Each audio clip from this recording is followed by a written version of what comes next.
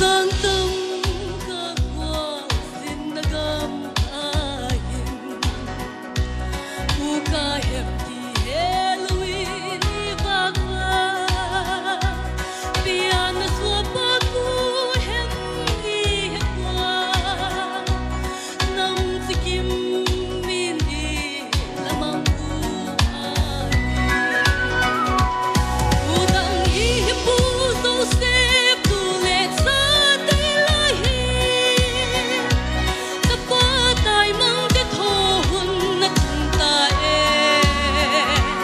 lal pa ta ka lo wa tu te hung tho un lal Krista lal gam ma ding sing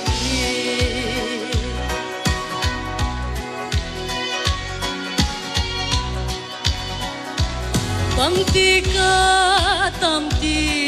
in kalung ngai a lal pa tu thum bot sia te ilahi nam dang te op khma sal ai ta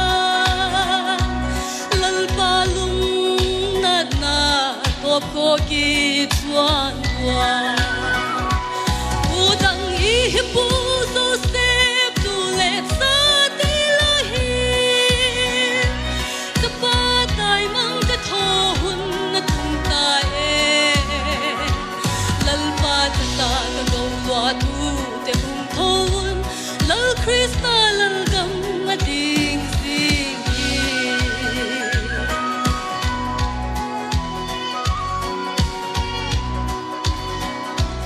but hi nam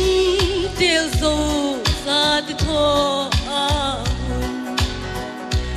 gam tim so gam tha ki lut pan tao hi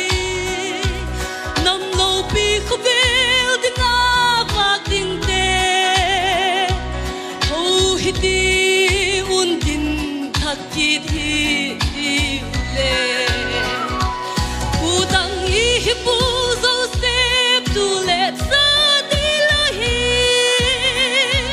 kapat ai mang te tho hun na tung ta lal pa ta ka lo wa tu te hung tho un lal Krista lal gam ma ding sing